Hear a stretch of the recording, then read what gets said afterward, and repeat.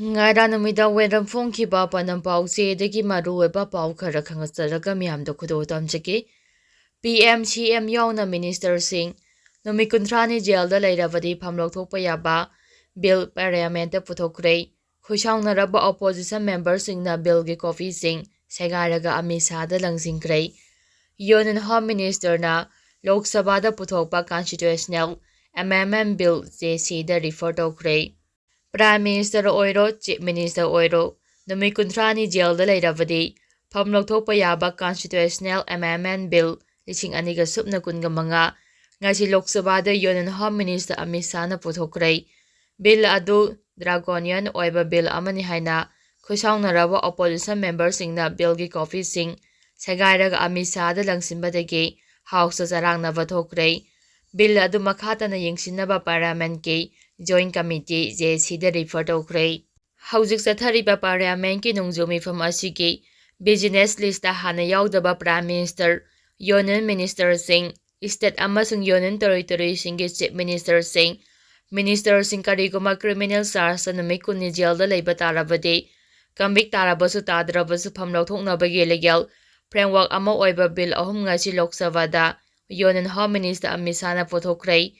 Union Home Minister na puthokiba bill sing adude the Constitution 130 Amendment Bill lising aniga supna kunga mga da Government of Union Territories Amendment Bill lising aniga supna kunga mga amasung the Jammu and Kashmir Reorganization Amendment Bill lising aniga supna kunga mga ni bill sing adu puthorokpada opposition members singi maikidigi yaningdaba phongdoktuna law khongba tongnarakpadagi Lok Sabha amasung Rajya Sabha animakta ngasi kayarak hana mifam adjourn tokhe Lok Sabha da bill adu puthoraktuna Union Home Minister Amit Shah na wangang bahorakpada khoisawngnaraba opposition members singna bill adu gi copy sing sagaraga Amit Shah da langsingke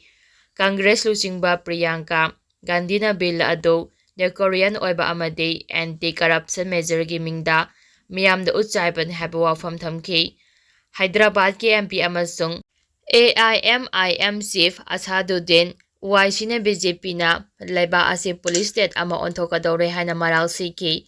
bill asi constitutional oi Prime Minister bukanana phagadore bano bill asi yaba ngamloi sakti laiba amadi paiba haibase matam supagi nate haiba BJP na kaure haba wafam thamke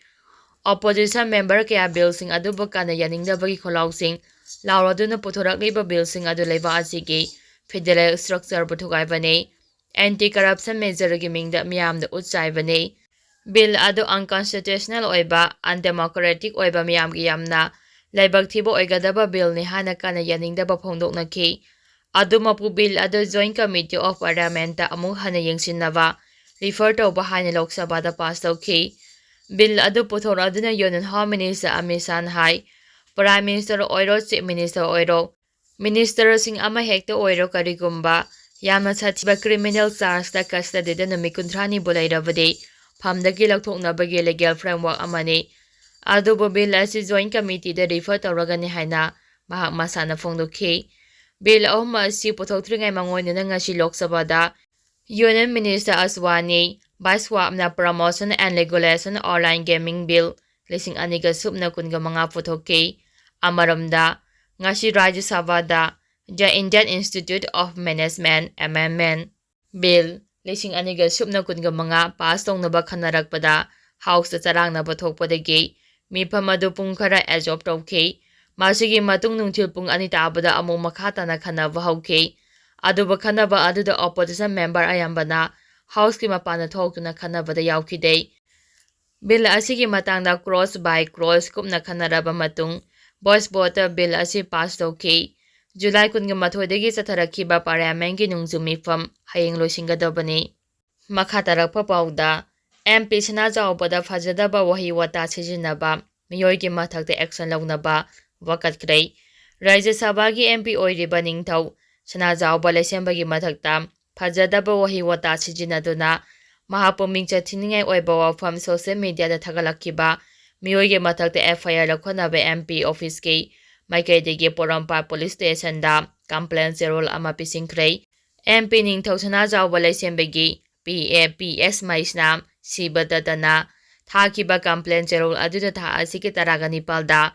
MP Ningthau Laisemba Sanajawbagi mingsa soanba yaba wafam social media da thagalakhi thong achi ningthaugi ikai khumnababu singnabane social media da thagalakhi bo wafam aduda Arambai Tingol bu ningthaugi lana army amani hairiba adu aramba chumdaba wafam nei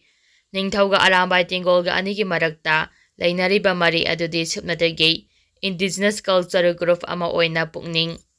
thogatpa khaktane ningthau Sanajawba Laisemba MP ama oina state asigi issue kaya amasung parliament pukhatpaga loinana IJP sing masa masagi mayumda hanjinba ngamnaba leptana hotnariba misak amani haire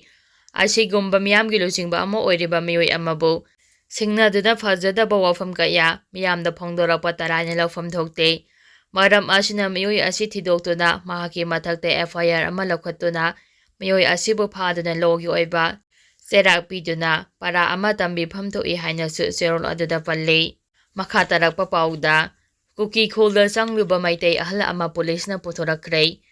minungsi yenglaga police ta sinakibane matungna lam henduna Kuki gi lamda changsilaklabadi yengduna leiroi pottu sengmar makha lekaidagi masagi chai yangkhai helaba yumjau angom apokpa angangjau angom kauba miyoi ama ngasi ayu bus tongduna chatpada Kuki na namna taba sarpramaina yokshilambadagi mahakpo tekta kaidana police na masagi imung manunggi miyoisingda sinakre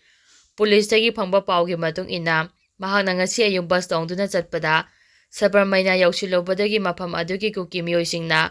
mahapo wahong pahong tawraga sarpramaina police station na pau pirakhi madugi matung police kanggu ama chatlaga mahapo lauraga kangla tongbi phawba thilamlaga mafam adudagi ayuki pung mapalom tabada sekmai police kanggu laklaga mahapo lauraga imung manungda sinakhibani haire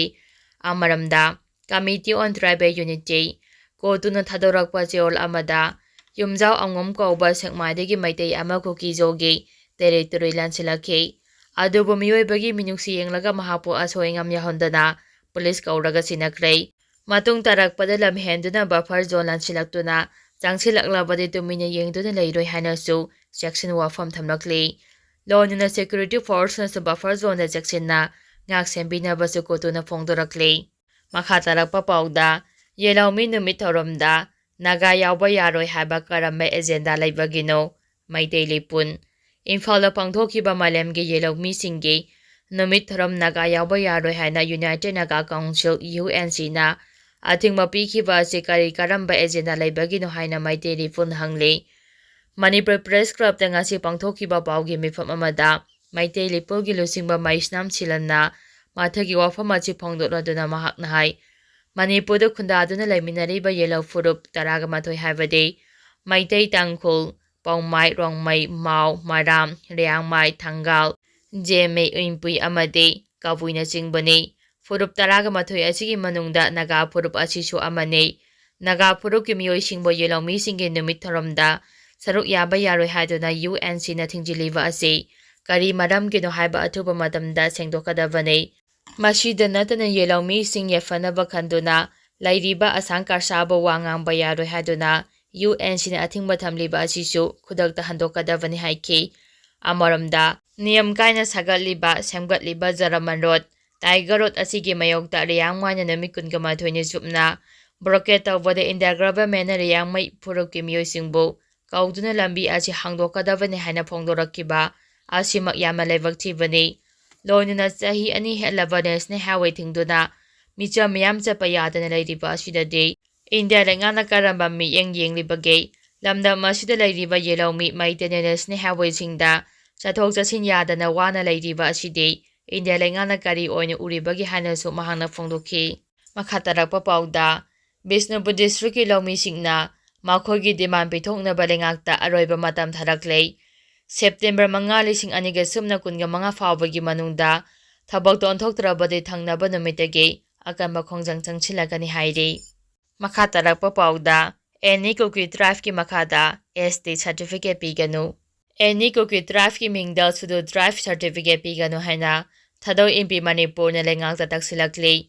thadau MP Manipur ki joint general secretary Mangal thadau no thadaurakpa siola amana masakhangdaba mitop kayane any Kuki Tribe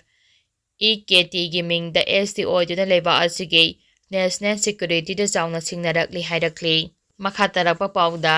ꯑꯦꯕꯦꯝꯆꯥ ꯃꯤꯁꯤꯒꯤ JAC ꯁꯦꯝꯈ꯭ꯔꯦ꯫ ꯗꯤꯃꯥꯟ ꯄꯤꯗ꯭ꯔꯒꯗꯤ ꯏꯝꯐꯥꯜ ꯗꯤꯃꯥꯄꯨꯔ ꯂꯝꯕꯤ ꯊꯤꯡꯕꯒꯤ ꯈꯣꯡꯖꯪ ꯆꯪꯁꯤꯟꯒꯗꯧꯔꯤ꯫ ꯉꯔꯥꯡ ꯔꯤꯝꯁ ꯍꯣꯁꯄꯤꯇꯥꯜꯗ ꯈꯣꯡ ꯇꯦꯛꯄꯒ operation ꯇꯧꯅꯕꯒꯤ ꯍꯤꯗꯥꯛ ꯊꯥꯕꯗ ꯂꯩꯀꯠꯅꯕ ꯉꯝꯗꯅ ꯂꯩꯈꯤꯗ꯭ꯔꯕꯤ ꯑꯋꯥꯡ ꯁꯦꯛꯃꯥꯏ ꯂꯥꯏꯄꯠ ꯂꯩꯀꯥꯏꯗꯒꯤ ꯂꯩꯁ꯭ꯔꯝ ꯅꯤꯡꯉꯣꯜ ꯍꯤꯖꯝ ꯑꯣꯡꯕꯤ ꯏꯕꯦꯝꯆꯥꯒꯤ ꯃꯤꯁꯤ ꯑꯁꯤꯒ ꯃꯔꯤ ꯂꯩꯅꯅ ꯉꯁꯤ ꯑꯋꯥꯡ ꯁꯦꯛꯃꯥꯏ ꯕꯥꯃꯣꯟ ꯃꯟꯗꯣꯞ ꯂꯥꯏꯄꯠ ꯂꯩꯀꯥꯏꯗ ꯃꯤꯌꯥꯝꯒꯤ ꯑꯣꯏꯕ ꯃꯤꯐꯝ ꯄꯥꯡꯊꯣꯛꯇꯨꯅ JAC ꯑꯃ ꯁꯦꯝꯈꯤꯕꯒ ꯂꯣꯏꯅꯅ ꯇꯣꯉꯥꯟ ꯇꯣꯉꯥꯟꯕ ꯋꯥꯔꯦꯞ ꯀꯌꯥꯁꯨ ꯂꯧꯈ꯭ꯔꯦ꯫ JAC ꯑꯁꯤꯅ ꯂꯧꯈꯤꯕ ꯋꯥꯔꯦꯞꯁꯤꯡ ꯑꯁꯤ ꯍꯌꯦꯡ ꯅꯨꯃꯤꯠ ꯌꯨꯡꯕ ꯄꯨꯡ 12 ꯐꯥꯎꯕꯒꯤ ꯃꯅꯨꯡꯗ ꯔꯤꯝꯁꯀꯤ ꯗꯥꯏꯔꯦꯛꯇꯔꯅ ꯊꯕꯛꯇ ꯑꯣꯟꯊꯣꯛꯀꯅꯤ ꯍꯥꯏꯕꯒꯤ ꯊꯥꯖꯕ ꯄꯤꯗ꯭ꯔꯒꯗꯤ ꯍꯌꯦꯡ ꯅꯨꯡꯊꯤꯜ ꯄꯨꯡ 1ꯗꯒꯤ ꯏꯝꯐꯥꯜ ꯗꯤꯃꯥꯄꯨꯔ ꯂꯝꯕꯤ ꯊꯤꯡꯕꯒꯤ ꯈꯣꯡꯖꯪ ꯆꯪꯁꯤꯜꯂꯒꯅꯤ ꯍꯥꯏꯅ JAC ꯑꯁꯤꯒꯤ ꯀꯟꯚꯦꯅꯔ ꯑꯍꯣꯡꯁꯥꯡꯕꯝ ꯑꯁꯣꯛ ꯀꯨꯃꯥꯔꯅ ꯂꯥꯎꯊꯣꯛꯈ꯭ꯔꯦ꯫